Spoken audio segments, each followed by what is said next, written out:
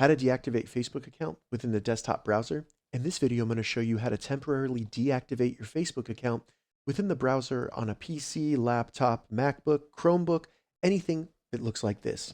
And if this video helps you, please consider giving it a like and also subscribe to my channel because that really helps me out.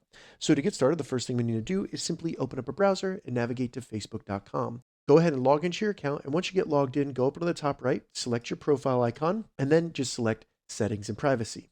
Once you select Settings and Privacy, select Settings, and then once the settings load, in the left menu here, find Account Center and select See More in Account Center.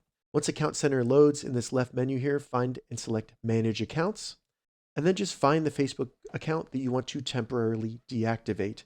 Select Manage next to it, and then select Deactivation or Deletion. So now what we need to do is make sure that Deactivate Account is selected, and then go down and select Continue. They're just going to let you know that any Facebook pages where you're the sole owner, those will be temporarily deactivated as well.